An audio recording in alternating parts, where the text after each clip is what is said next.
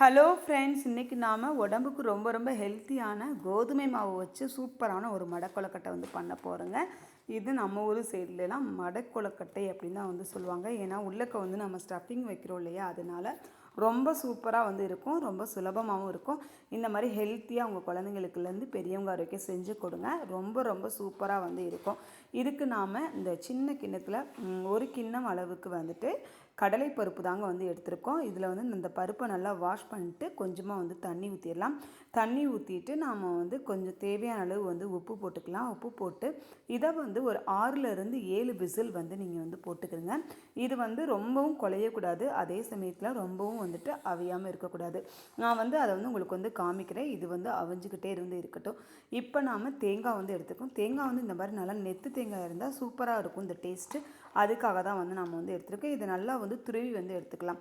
நான் ஒரு தேங்காயுமே நல்லா துருவி எடுத்துக்கிட்டேன்.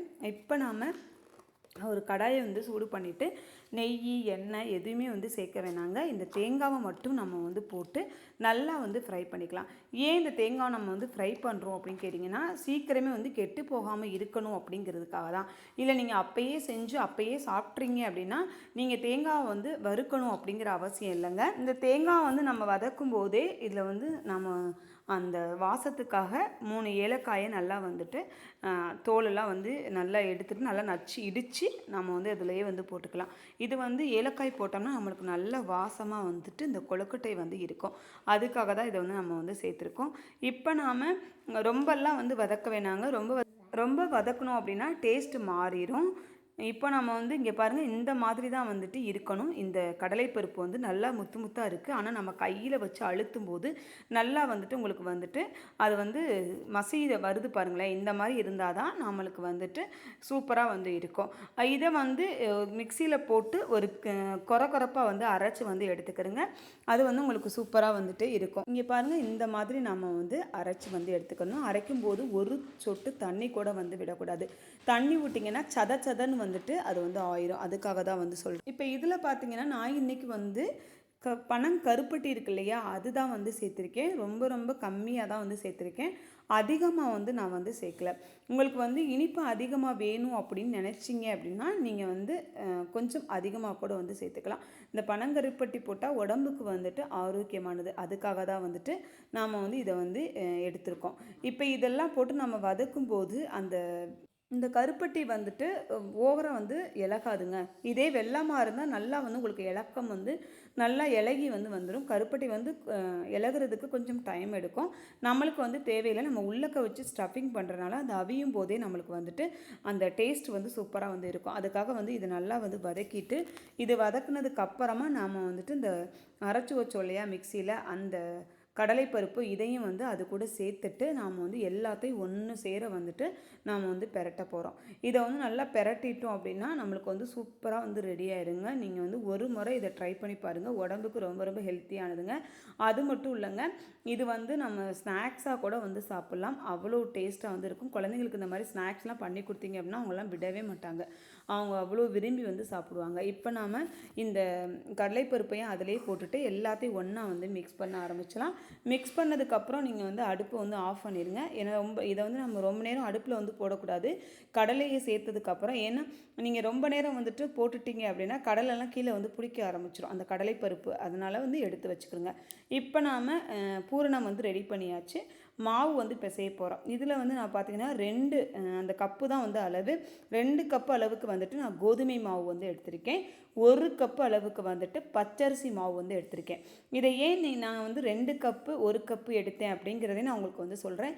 ஏன்னா நீங்கள் யூஸ்வலாகவே கோதுமை மாவில் நீங்கள் கொழுக்கட்டை பண்ணும்போது அது நம்ம அவிய வைக்கும்போது என்ன ஆகும்னா உள்ள அந்த கொழுக்கட்டை சப்புன்னு வத்துன மாதிரி இருக்கும் கோதுமை மாவு மட்டும் சேர்த்தோம்னா.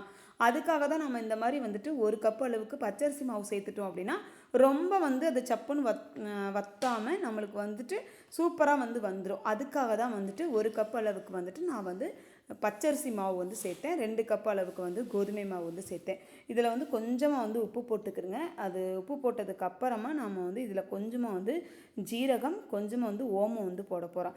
ஏன் ஜீரகம் ஓமம் ரெண்டுமே போடுறோம் அப்படின்னு கேட்டிங்கன்னா, இன்கேஸ் நீங்கள் நைட்டு இதை செய்கிறீங்க அப்படின்னா சீக்கிரம் செரிமானம் ஆயிரும். அதுக்காக தான் இது ரெண்டையுமே வந்து நம்ம வந்து சேர்க்குறோம்.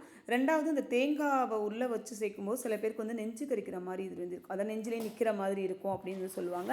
இந்த மாதிரி நம்ம ஓமம் ஜீரகம் வந்து சேர்க்கும்போது வந்து அந்த நெஞ்செரிச்சல் வந்து இருக்காமல் நல்லா வந்து ஜீரணமாகும். அந்த ஒரு காரணத்துக்காக மட்டும்தான் நாம் வந்து ஓமம் ஜீரகம் ரெண்டுமே வந்து சேர்த்துருக்கோம். இப்போ இது எல்லாத்தையும் போட்டு நல்லா வந்து கலந்துக்கிடலாங்க. இதெல்லாம் கலந்ததுக்கு அப்புறமா உங்களுக்கு 3 கப்பு நீங்கள் வந்துட்டு மாவு எடுத்தீங்க அப்படின்னா 3 கப்பு அளவுக்கு வந்து தண்ணி ஊற்றுங்க. இது வந்து போதுங்க, கரெக்டான அளவாக வந்து இருக்கும். உங்களுக்கு வந்து நான் வந்து அப்படியே வந்து காட்டுறேன். 1 கப்பு 2 கப்பு இப்படி ஊற்றும் போது என்னென்ன மாதிரிலாம் அந்த மாவு வந்து அந்த என்னென்ன ஸ்டேஜில் வந்து இருக்குது அப்படிங்கிறதே நான் வந்து உங்களுக்கு வந்து காட்டுறேன். இப்போ எல்லாத்தையும் நம்ம வந்துட்டு நல்லா வந்து பிசைஞ்சாச்சு. இதில் வந்து தண்ணி ஊற்றும் போது கொஞ்சம் ரொம்ப தண்ணி வந்து ஹாட் வாட்டராக இருக்கக்கூடாது, மீடியமாக வந்து கொஞ்சமாக வந்து சுட வச்சுட்டு தண்ணியை வந்து கலந்துட்டிங்க அப்படின்னா இந்த கொழுக்கட்டை வந்து நல்லா சாஃப்டாக வந்து இருக்கும். அதுக்காக தான் வந்து சொல்கிறேன். இப்போ வந்து 1 கப் அளவுக்கு வந்துட்டு நான் ஹாட் வாட்டர் தான் வந்து ஊற்றிருக்கேன். ரொம்ப ஹாட் வாட்டராக வச்சிடாதீங்க, லைட்டு சூடு இருந்தால் போதும். ஏன் திருப்பி திருப்பி சொல்கிறேன்னா, ரொம்ப நீங்கள் ஹாட் வாட்டரை ஊற்றிட்டீங்க அப்படின்னா இந்த மாவு வந்து வெந்துடும். ஏன்னா நம்ம வந்து கோதுமை மாவு ஊற்றுறோம் இல்லையா, அது வந்து சீக்கிரம் வந்து வெந்துடும். அதுக்காக தான் வந்து நான் வந்து சொல்கிறேன். இப்போ நான் 1 கப்பு வந்து ஊற்றிட்டேன், 2வது கப்பு நான் உங்களுக்கு வந்து ஊற்றுறேன். ஊற்றுனதுக்கப்புறம் 2 கப்பு ஊற்றுனதுக்கப்புறம் நான் என்ன செய்ய போகிறேன்னா 3வது கப்பு வந்து கொஞ்சம் கொஞ்சமாக தான் வந்து ஊற்ற போகிறேன். ஏன்னு கேட்டிங்கன்னா 3வது கப்பு ஊற்றும்போது நம்ம 2 கப்பு அளவுக்குமே நான் கொஞ்சம் இந்த மாவு பிசைகிறதுக்கு நல்லா வந்து வந்துடும். ஆனால் 3வது கப்பு வந்து நம்மளுக்கு அப்படியே ஊற்றணும் அப்படின்னா சதன்னு வந்து ஆயிரும். அதனால் வந்துட்டு நீங்கள் வந்து கொஞ்சம் கொஞ்சமாக தெளித்து வந்துட்டு நீங்கள் மாவு பிசைஞ்சிங்க அப்படின்னா சூப்பராக வந்து உங்களுக்கு மாவோடைய அந்த பதம் வந்து கரெக்டாக வந்து வந்துடும். அதுதாங்க சொல்கிறது. இப்போ நீங்கள் 3 கப்பு எடுத்தீங்க அப்படின்னா 3 கப்பு அளவுக்கு மாவு இருந்தால் உங்களுக்கு வந்து போதுங்க. இப்போ நான் உங்களுக்கு வந்து மாவு ப்ளஸ் தண்ணி இதெல்லாம் வந்து எப்படி எடுக்கிறது அப்படிங்கிறத ஈஸியாக வந்து சொல்லிட்டேன். பாருங்கள், மாவு நம்ம பிசையும் போதே பார்த்தீங்கன்னா அவ்வளவு சாஃப்டாக வந்து இருக்குங்க. இந்த மாதிரி நீங்கள் வந்து தெளித்து பிசைஞ்சிட்டு நான் ஃபைனலாக உங்களுக்கு வந்து மாவு வந்து காட்டுறேன். மாவு வந்து இந்த மாதிரி ஃபைனலாக நம்மளுக்கு வந்து வந்துடுங்க. இதை வந்து நல்லா வந்து உருண்டையாக வந்து நம்ம வந்து நல்லா வந்து எடுத்துட்டு நல்லா பிரட்டிட்டு ஒரு உருண்டையை நல்லா உருட்டிட்டு நாம் வந்து என்ன செய்யலாம், இப்போ வந்து இதை வந்து அப்போவே இதை வந்து ஊற வைக்கணும் அப்படிலாம் அவசியம் இல்லைங்க. அப்போவே நம்ம வந்து என்ன செய்ய போகிறோம்னா தேய்க்க போகிறோம். நல்லா சூப்பராக வந்து வரும். தேய்க்கும் போது மட்டும் நீங்கள் வந்து கொஞ்சமாக வந்து பச்சரிசி மாவு வந்து மேலாப்பில் போட்டுட்டு அப்படியே ஒரு உருண்டையை எடுத்து நல்லா வந்து இந்த பிரட்டிட்டு அப்படியே வந்து தேய்க்க ஆரம்பிங்க.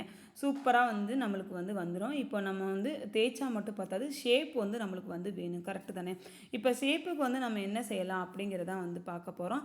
இப்போ இதில் வந்து பார்த்திங்கன்னா நான் வந்து இன்றைக்கி மூடி ஒரு நம்ம வீட்டில் வந்து பெரிய மூடி ஏதாவது இருந்தது அப்படின்னா அந்த மூடியில் வச்சுட்டு நீங்கள் வந்துட்டு நல்லா வந்து ஷேப் வந்து கட் பண்ணிக்கிறங்க. அதே மாதிரி பார்த்திங்கன்னா இந்த மாவு வந்து ரொம்ப நீங்கள் மாவு போட்டிங்கன்னா தான் இது வந்து ஒட்டாமல் வந்து வரும். இல்லைன்னா பார்த்திங்கன்னா அங்கங்கே வந்து ஒட்ட ஆரம்பிச்சிடும். ஏன்னா நம்ம நிறையா வந்து மாவு போடல இல்லையா, அதுக்காக தான். நம்மளுக்கு ரொம்ப மெல்லிசாக தேய்ச்சிட்டிங்க அப்படின்னா அது வந்து பிஞ்சு வர ஆரம்பிச்சிடும். அதனால் அதையும் நீங்கள் வந்து கவனிச்சுக்கிறங்க. இப்போ பாருங்கள், இந்த மாதிரி மூடி எடுத்துகிட்டு நாம் வந்து இந்த மாதிரி ஷேப்புக்காக வந்துட்டு கட் பண்ணிட்டோம் அப்படின்னா சூப்பராக வந்து நம்மளுக்கு ஷேப்பும் வந்து ரெடி ஆயிடும். இப்போ இது வந்து ரெடி ஆயிடுச்சுங்க. இப்போ இதுக்குள்ளே பூரணம் வந்து வைக்க போகிறோம் நாம். இதில் வந்து நம்ம கொஞ்சமாக வந்து உள்ளக்காது எவ்வளோ வந்து நம்மளுக்கு வந்து தேவைப்படுதோ அவ்வளோ வைங்க. நிறையா வச்சிங்க அப்படின்னா சம்டைம்ஸ் கீழே வந்துட்டு எல்லாமே வந்து கொட்டிடும். அதுக்காக பார்த்து கொஞ்சமாக வந்து வச்சிட்டிங்க அப்படின்னா சூப்பராக உள்ளக்க வந்து நம்மளுக்கு வந்து ஸ்டஃபிங்கும் வந்து முடிஞ்சிருங்க. இதை நானே வந்து நிறையா வந்து வச்சுட்டேன். நீங்கள் வந்து கொஞ்சமாக வந்து வச்சுருங்க. நிறையா வச்சிங்கன்னா நம்ம வந்து உள்ளக்க அந்த வைக்கிறது கொஞ்சம் கஷ்டமாக இருக்கும். அதுக்காக தான் வந்து சொல்கிறேன். இப்போ இந்த மாதிரி வச்சதுக்கப்புறம் நீங்கள் வந்து ஒட்டினீங்க அப்படின்னா சூப்பராக வந்து ஒட்டிடும். இது வந்து வெளியே வரவே வராதுங்க. ஏன்னு கேட்டிங்கன்னா நம்மளுக்கு வந்து மாவு வந்து அப்படியே அப்போவே செய்கிறனால நம்மளுக்கு வந்து கீழேயும் வந்து கொட்டாது, ஈஸியாக வந்து ஒட்டிடும். கோதுமை மாவு அப்படிங்கிறதுக்காக ஈஸியாக நம்மளுக்கு வந்து ஒட்டிடுங்க. இது மாதிரியே நாம் வந்து எல்லா கொழுக்கட்டைகளையும் வந்து ரெடி பண்ண போகிறோம். இது ரொம்ப ஈஸி தாங்க. அது மட்டும் இல்லைங்க, நம்ம எல்லாருக்குமே வந்து பிடிச்ச மாதிரி ஒரு கொழுக்கட்டை, எல்லாருமே வந்து சாப்பிடலாம். ரொம்ப ஹெல்த்தியான ஒரு கொழுக்கட்டையும் கூடங்க. இப்போ இதே மாதிரி நம்ம எல்லாத்தையும் வச்சு நான் உங்களுக்கு ஃபைனலாக வந்து காட்டுறேன். இது சின்னதாக நம்ம வைக்கிறனால நிறையா வந்து இருக்குங்க. எவ்வளோ வேணாலும் வந்து சாப்பிட்லாம், அந்தளவுக்கு வந்து இருக்கும். ஏன்னா நம்ம இதே பெருசாக வந்து வச்சிட்டோம் அப்படின்னா இதில் வந்து என்னன்னா, இது ஒரு 4 கொழுக்கட்டை பிடிக்கிறோம் அப்படின்னா அது வந்து ஒரு கொழுக்கட்டை தான் வந்து பிடிக்க முடியும். இதே இந்த மாதிரி சின்னதாக வைக்கும்போது நம்மளுக்கு வந்து நிறையாவும் வந்து கிடச்சிடும். பாருங்கள், சூப்பராக வந்து வந்துருச்சு. இப்போ நாம் இதை வந்து அவிச்சு எடுத்துடலாங்க. கீழே தண்ணி வந்து வச்சுட்டு நல்லா வந்து சூடு பண்ணிடுங்க. சூடு பண்ணிவிட்டு இதெல்லாம் வந்து மேலே எடுத்து வச்சுருங்க.